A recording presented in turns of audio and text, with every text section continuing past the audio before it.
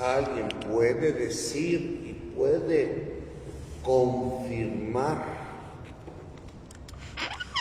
no la imposición, no la doctrina como institución que denominan los separados de Iglesia Católica, donde le dan un inicio hacia el año 300, siglo IV con Constantino, porque eso es lo que ellos piensan, porque eso es lo que ellos creen, porque eso es lo que ellos dicen. Yo no acabo de comprender por qué pasaron tantos siglos la Iglesia Católica, que no tiene esos orígenes, sino ya existía, prefigurada desde el Antiguo Testamento, en la Escritura, siempre contó con los 73 libros, salud, con las versiones o con los estilos que ya hemos visto, que son la tradición chavista, la tradición eloísta, la tradición sacerdotal y la tradición deuteronomista. Eso yo no lo voy a cambiar, o sea, yo ahí no me puedo poner a discutir con quien no tiene estas bases. Y no es discusión, simple y sencillamente siempre ha existido. Si llegó Martín Lutero y explicó y pensó y él cambió lo que quiso cambiar después de tantos siglos, que fue un libro religioso porque él consideró que era lo que no era, valga la expresión, se los he dicho, que la Sagrada Escritura está escrita por mano humana, sí, pero inspirada por Dios. Si él quita 7 libros y dice que no son Dios, no son inspiradas por Dios, el problema es de Lutero, no de la Iglesia Católica. Y les he dicho que la Iglesia Católica no fue instituida por Constantino, sino por el mismo Cristo. Que Constantino le haya dado la oficialización, y que se entienda la palabra, es decir, dejar de perseguir a los cristianos dentro de Roma después de 400 años o 4 siglos, ese es otro cantar. Y que fueron razones históricas, o que fueron razones de otro sentido las que permitieron a la Iglesia ahora convertir y ser aceptada. Pues antes era una iglesia pagana, valga la expresión, eran los perseguidos. Pero la iglesia existía, prefigurada desde el pueblo de Israel, constituida por Yahvé en el monte Sinaí con el decálogo, la vida de Jesucristo, tú eres Pedro sobre esta piedra. Pero ahí no dice Papa, pero ahí no dice Trinidad. Yo no quiero irme a los vocablos que se dan por entendidos en un lenguaje, que eso es lo que ellos se pelean. Dígame, ¿dónde dice Trinidad? No dice. Pero el Padre, el Hijo y el Espíritu, ¿qué son? No, pues es un Dios verdadero, con tres, tri, 2, dúo, 4, tetra, 5 quintos, penta, pero ahí no dice 8. Dice, sácate un ojo, si es ocasión de pecado. A ver, ¿te has quedado tuerto? Dice, córtate una mano, no te veo manco, porque así puro, no creo. Hablar de esto, mis queridos hermanos, entonces implica que sepamos nosotros que muchas de estas palabras quizás nos puedan confundir, pero ¿cuál es el verdadero significado? Y ante la pregunta que me hicieron de la diferencia entre alma y espíritu, pues quién sabe si la diga, porque están atentos a otra cosa hoy. No, sí, ya me pelaron, ahora sí. Bien. Las dos palabras, alma y espíritu, son utilizadas intercambiablemente. La Biblia usa la palabra alma para referirse a los seres humanos como a los animales. Ayer me preguntaban, ¿los perritos y los gatitos tienen alma? Sí, sí tienen alma, porque son criaturas, pero no tienen la inclinación o el alma no es divina para acceder a lo divino. El alma pide al espíritu para inclinarse a lo divino. Todo ser humano y ser no racional, como el caso de los animales, y lo hemos dicho a través de la filosofía, está compuesto por cuerpo y alma.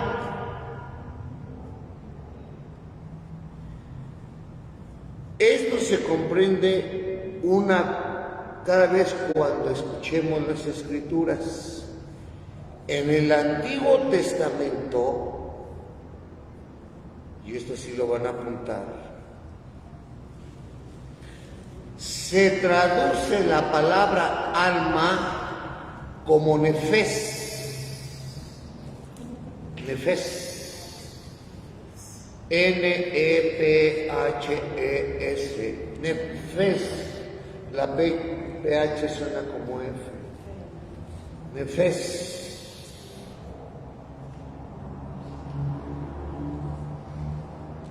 Una de estas primeras palabras o significados voy a dárselos en el libro de Job, capítulo 2, versículos 4 y 6. Job, Génesis, Job, Jeremías, Isaías, Josué, Jueces, Job. ¿Dónde estás, Job?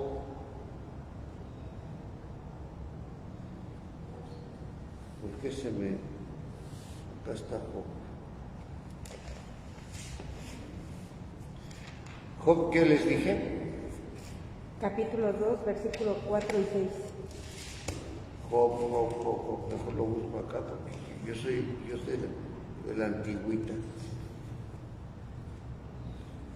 Job.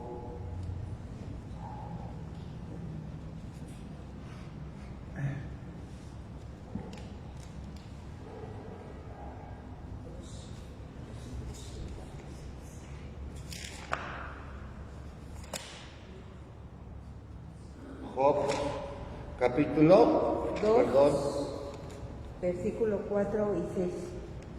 Capítulo 2, capítulo 2, gracias. Capítulo 2, dice así, versículo 4 y 6. Fíjense qué hermoso esto.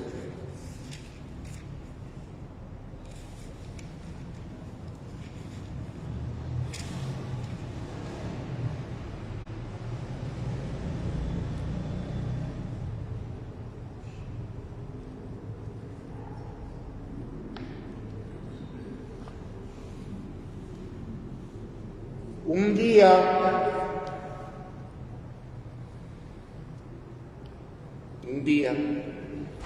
esta es la vocación de Job. Fueron los ángeles, se le presentaron al Señor. Entre esos ángeles, esta narrativa nos va a explicar no un acontecimiento donde Job fuera como Pedrito González. Job es una figura. Voy a decir algo que Job es un ejemplo de paciencia. Job entra todavía como un libro sapiencial. Job es un personaje bíblico.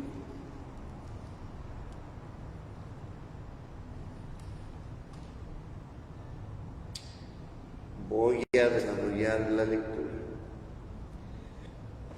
Imagínense ustedes, por eso hablo de la sabiduría, del alma y del cuerpo.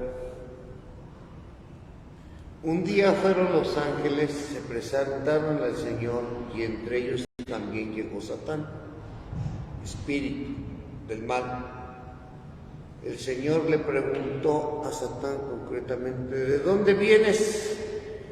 De dar vueltas por la tierra. Dios le dijo: ¿te has fijado en mi siervo Job? En la tierra no hay otro como él.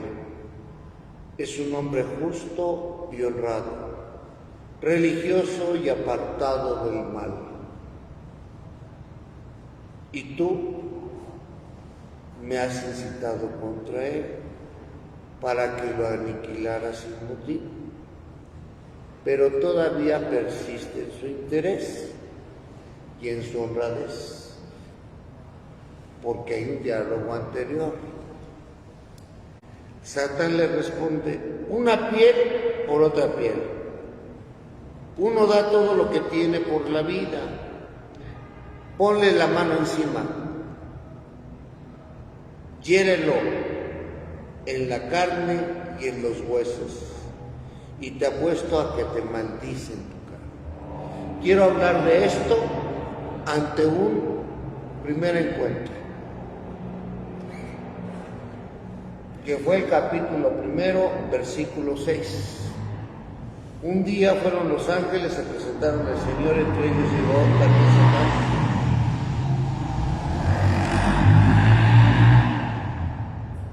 Y le preguntó: ¿de dónde vienes? Él respondió: de dar la vuelta por la tierra.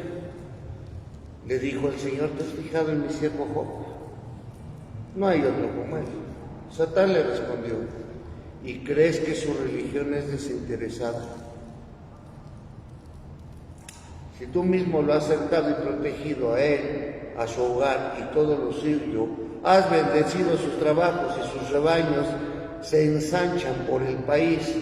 Tócalo, daña sus posesiones y te apuesto a que te maldice en tu cara. El Señor le dijo a Satán: haz lo que quieras con sus cosas, pero a él no me lo toques. Y Satán se marchó. Viene después de ese diálogo una acción. Un día en que sus hijos e hijas comían y bebían en casa del hermano mayor, llegó un mensajero a casa de Jacob y le dijo: estaban los bueyes arando y las burras pastando a su lado cuando cayeron sobre ellos unos sabeos. Apuñalaron a los empleados y se llevaron el ganado. Solo yo pude escapar para contártelo. No había acabado de hablar cuando llegó otro y le dijo: ha caído un rayo del cielo que ha quemado y consumido a tus ovejas y pastores. Solo yo pude escapar para contártelo. Tercero, no había acabado de hablar cuando llegó otro y le dijo: una banda de caldeos, divididos en 3 grupos, se echó sobre los camellos y se los llevó. Apuñaló a los empleados. Solo yo pude escapar para contártelo. No había acabado de hablar cuando llegó otro. 4. Estaban tus hijos y tus hijas comiendo y bebiendo en la casa del hermano mayor, cuando un huracán cruzó el desierto y embistió por los 4 costados la casa, que se derrumbó y los mató. Solo yo pude escapar para contarte. Le terminó todo. Vemos la respuesta de Job. Job se levantó, se rasgó el manto, se rapó la cabeza, signo externo de arrepentimiento. Pero si no hizo nada hizo para merecer tanto infortunio. Perdió propiedades, perdió animales, perdió a los hijos. Fíjense la respuesta en este libro sapiencial. desnudo salí de mi madre y desnudo volveré a él. El Señor me lo dio, el Señor me lo quitó. Bendito sea el nombre del Señor. A pesar de todo lo anterior, Job no maldijo a Dios. Pongo como anticipo que lo había tocado en lo externo, ahora lo toca en lo interno, diciéndole en el capítulo 2: ponle la mano encima, ahora quiérelo a él, pero no lo mates. Te va a maldecir. ¿Sí? Lo único que te pido es que le respetes la vida. Satán se marchó y dio a Jacob con llagas. Estoy en el versículo 7 ya del capítulo 2. Desde la planta de pie a la coronilla.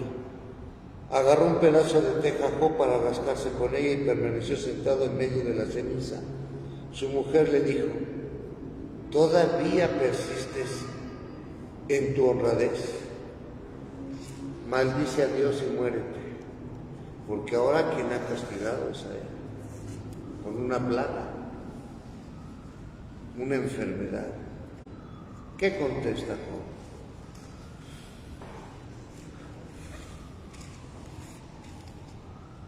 Hablas como una necia. Si aceptamos de Dios los bienes, no vamos a aceptar los males.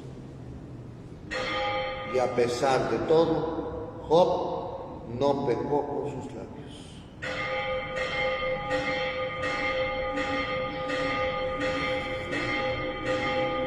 Un hombre donde el espíritu se fortalece, aunque su cuerpo haya sido y su alma haya sido dañada al quitarle todo lo que cree que poseía. Y es más, ni siquiera lo cree, porque o lo cree, pero acepta que no es suyo. Dios me lo dio, Dios me lo quitó. Y tú, mujer, no hables con insensatez, sin sensibilidad, porque yo no voy a estar contra Dios. ¿Qué fue lo que nos enseña este relato? Que se puede tener alma, pero el espíritu es lo que engrandece, y por eso hay que alimentar el espíritu.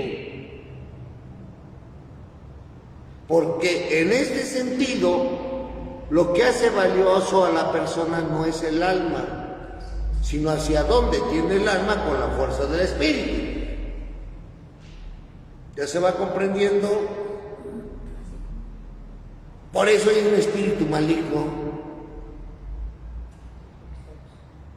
porque se inclina al mal, pero no porque el hombre sea malo, sino porque ha alimentado con maldad su espíritu. ¿Se va comprendiendo esa diferencia? 2. La muerte a veces es referida como entregando el alma.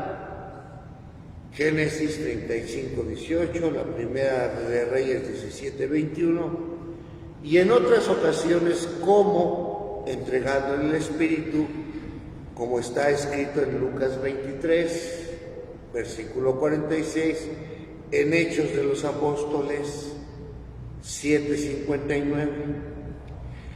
Los muertos en algunos casos son llamados también almas. Los muertos son llamados almas. El libro de la Revelación, capítulo 6, el libro de Revelación, capítulo 9, versículo 6, el mismo libro de la Revelación, capítulo 24, y en otros espíritus. La primera de Pedro 3:19 y Hebreos 12:23. Fíjense aquí, voy a continuar. Los dos términos, alma-espíritu, denotan ese elemento espiritual que el hombre ve desde distintos puntos de vista. El espíritu es el principio de la vida y acción, el cual controla el cuerpo, y como alma es el sujeto personal, el cual piensa, siente y desea, y en algunos casos son las afecciones. Ayer lo preguntaba bien Omar, y los sentimientos están en el alma. El espíritu es lo que te hace mostrar los sentimientos. El espíritu es la acción.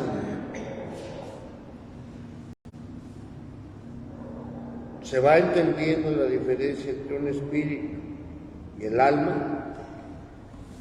Por eso el espíritu se llama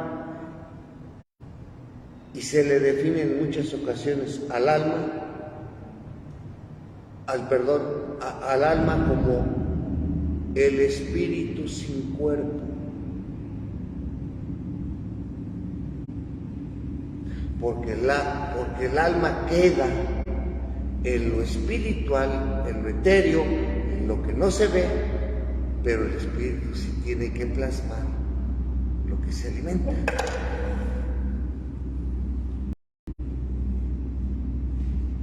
¿Sí se comprendió esto o no se comprendió? Pregúntenme ahora porque luego va a haber examen final y ya se acerca. El espíritu es lo que nos motiva a actuar, nuestros actos se ven. El espíritu. Tú naciste con un alma y con un cuerpo. ¿Hacia dónde va tu espíritu? Hacia cómo lo alimentes. Porque aquí está la diferencia, y ya no quiero llegar más allá. La diferencia esencial es que el cuerpo que constituye o está constituido desde el alma y desde el espíritu tiende a una relación con su creador.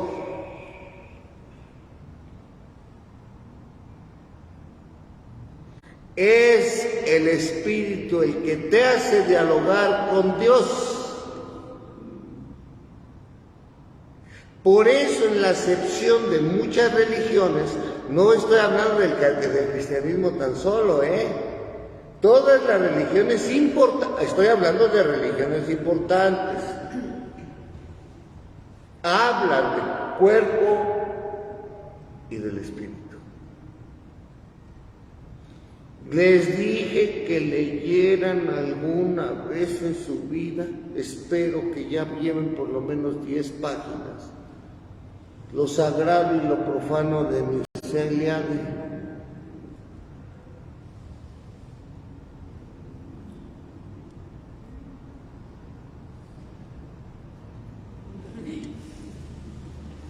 Yo pensé que ya lo habían acabado. Desde que llegué, tengo año y medio, ya se lo hubieran chutado.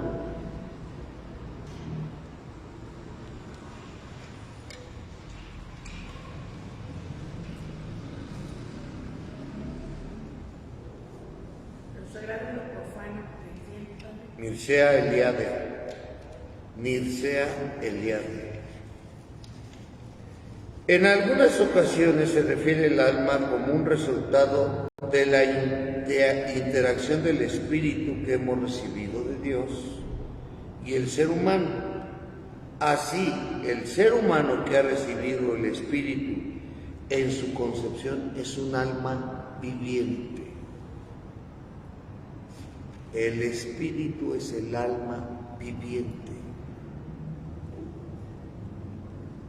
Creo en un solo Dios, Padre Todopoderoso. Creo en la Iglesia que es una, santa, católica y apostólica. Creo en la resurrección de los muertos y la vida eterna. Amén. Esto no Padre, fue. entonces una pregunta, cuando morimos, o sea, No, no no morimos, muere no muere el alma, no.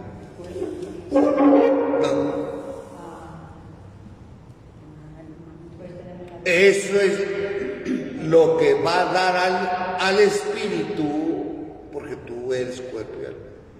Lo que el espíritu te hizo vivir o inclinaste tu alma para que fuera espiritual.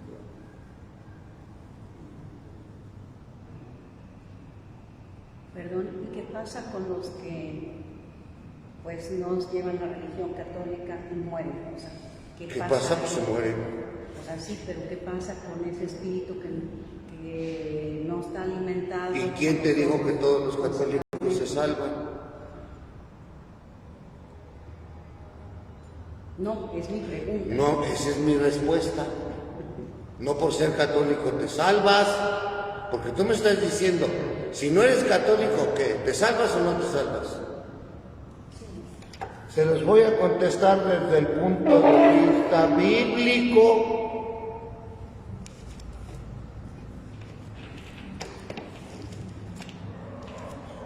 Dice así.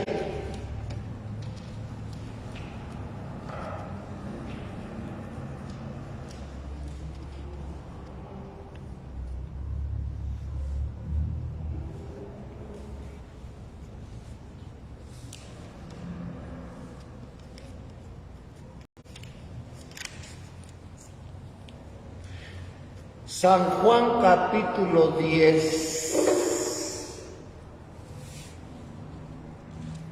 Evangelio. Les aseguro, el que no entra por la puerta al corral de las ovejas sino saltando, por otra parte, es un ladrón y asaltante. El que entra por la puerta es el pastor del rebaño. El cuidador le abre. Las ovejas oyen su voz.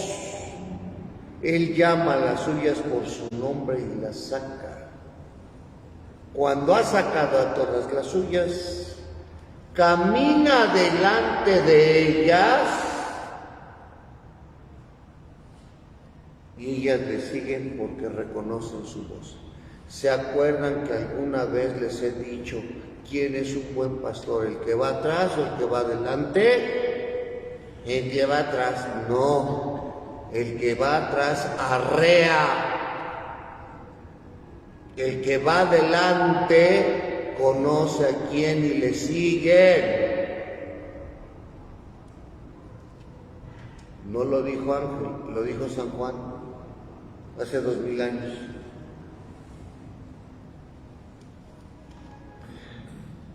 A un extraño no le siguen, sino que escapan de él porque no reconocen la voz de los extraños. Esa es la parábola que Jesús les propuso, pero ellos no entendieron a qué se refería. Les habló otra vez y les dijo, les aseguro que yo soy la puerta del rebaño. Todos los que vinieron antes de mí eran ladrones y asaltantes, pero las ovejas no los escucharon. O sea, había hombres buenos antes de la llegada de Jesús también. Yo soy la puerta.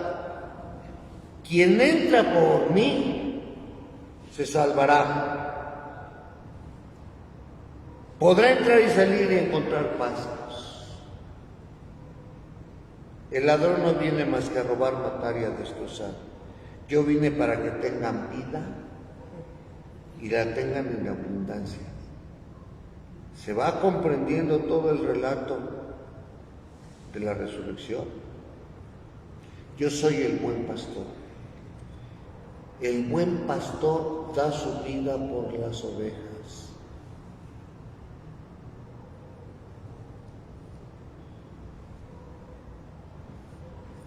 El asalariado que no es pastor ni dueño de las ovejas, cuando ve venir al lobo, escapa abandonando las ovejas. El lobo las arrebata y dispersa. como es asalariado, no le importan las ovejas. Yo conozco a mis ovejas, yo soy el buen pastor, conozco a mis ovejas y ellas me conocen a mí. Como el Padre me conoce, yo conozco al Padre y doy la vida por las ovejas. Hey, your attention please. Abran bien sus oídos. Por favor, versículo 16 del capítulo 10 de San Juan.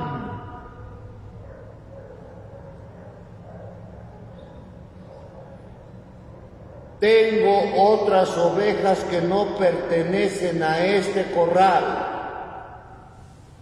A esas tengo que guiarlas para que escuchen mi voz y se forme un solo rebaño con un solo pastor.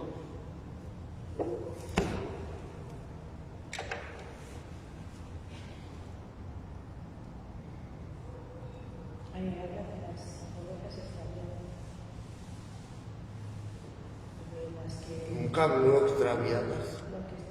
No está extraviada. Yo soy el buen pastor. Tengo otras ovejas que no están en este grupo. O sea, a ver, se los voy a poner en lenguaje apostólico, traducido a Fátima, Guajimalpa, Segunda Vicaría, Quinto Decanato, y para que entiendan más claro. Colonia Lomas de Memetla, o sea, Lomas de Memetla. Todos están llamados a la salvación. Y no porque vengan a misa, están salvados.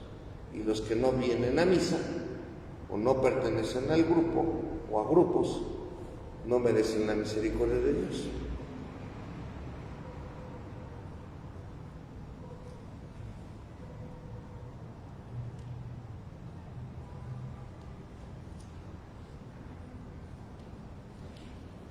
¿Qué? ¿Ya lo entendieron o se los explico de otra manera? No, pues ustedes pregúntenme, yo se lo estoy contestando con la Biblia. Brenda. Mi cuñada me dijo que le preguntara qué era el soplo de vida. ¿Qué era un qué, mi amor? El soplo de vida. Un soplo de vida. Ahorita se lo digo. Antes de eso, bueno, hablando de lo del espíritu, bueno, dice no porque asistamos a misa, tenemos la salvación. Exacto. Puede salvar a una persona que igual nunca vino a misa, ¿verdad? Pero ¿de qué manera entonces alimentar ese espíritu para que nos lleve a la salvación? Mira,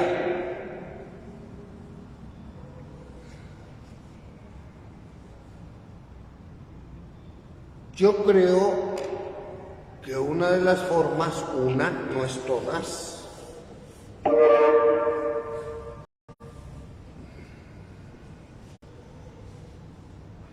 es seguir al pastor, pero no al pastor este.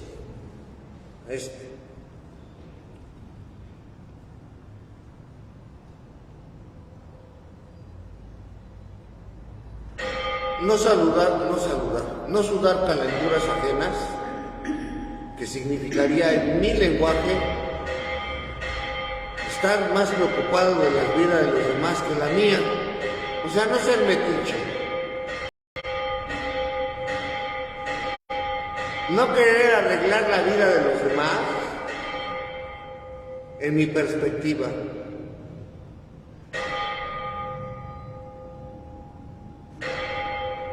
Algo que le permita a la iglesia ser lo que es la iglesia a través de los siglos es que en la diversidad está la riqueza y la unidad, no uniformidad.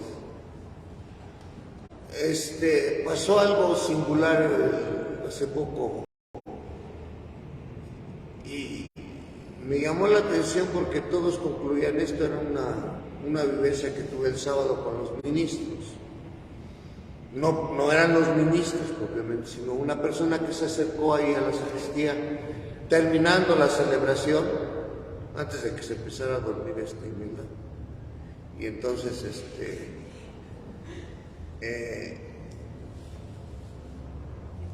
el padre la quiso saludar porque llegó ahí directamente con Monseñor Martín a quejarse. Cuando una persona busca y quiere hablar con la cabeza, pues lo tienes que dejarlo. La queja de esta persona era cuestionar el por qué. Si la Escritura dice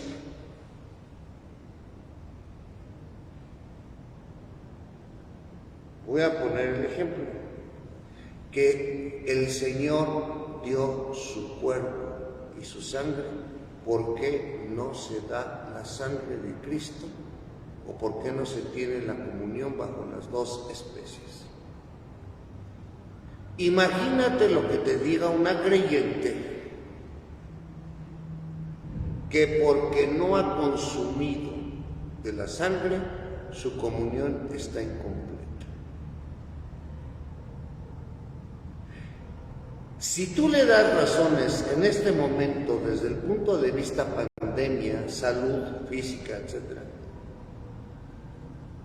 ella no piensa que se va a contaminar. Si tú le dices en un momento determinado que con una sola especie comulga el cuerpo, la sangre, el alma y la divinidad de Jesús, y no te cree, yo pienso, o que es una mujer, una persona, perdón, no voy a hablar, que es una persona o demasiado estricta en su conciencia o desconocedora verdaderamente de la gracia de Dios. Porque ¿de qué sirve que comulgue bajo las dos especies? Me están llamando. Por favor. Que comulgue bajo las dos especies si los frutos no van a ser de santificación. Sí, ahorita. En 2 minutos termino. ¿Cómo es posible que haya gente que viviendo aparentemente la fe trate más las rúbricas que el sentido propio?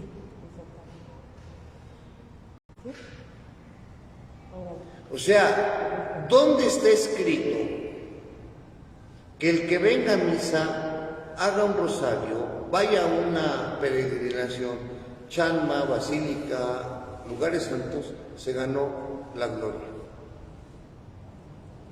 Eso no lo dice la Escritura. Sin embargo, mucha gente piensa que con ello ya está conllevando y lo hace superior en su espíritu a cualquier otro. No, sí, yo por eso te lo digo. Como también existe la otra conciencia. Si Dios es amor, pues que me perdone al final. No, papito, tuviste 40 años que los desaprovechaste. Si no es nada más así. No, pero está la parábola de que contrató a los hombres y a todos les dio un denario. Sí, Él sabrá si te da la gloria, pero no te confíes. Porque así como Dios es misericordioso, Dios también es justo. El halo de vida o soplo de vida tiene la manifestación de que fue dado en uno de los relatos de la creación, cuando el hombre es formado por parte de la arcilla, y porque el soplo de espíritu, ahí es donde empieza la vida desde la fe, la vida humana, desde el soplo, pero es una figura y es muy entendible.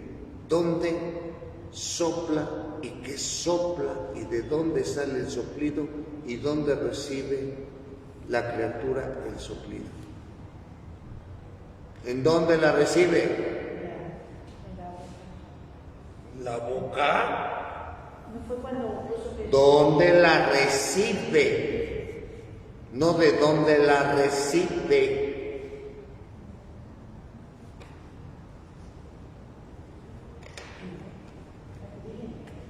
No, dile tú, pues si tú preguntaste. ¿Dónde la recibe? Pues fue en la creación, padre, cuando hizo ¿Dónde la recibe? la nariz. ¡Ah! ¡Bendito Dios! ¿Qué quiere decir recibir en la nariz un soplo que empieza a qué? Cuando tú dejas de respirar, ¿qué tienes? Te vas con la vida. ¿Ya entendiste? La vida es la Ese soplo en las narices significa empieza a vivir. De nada, hija. Ustedes están chulas, les encantada. 1, 2, 3. Me voy a preparar para la misa. Papi, que venía para que le ayudara, pero me dijo que después de la celebración. Sí.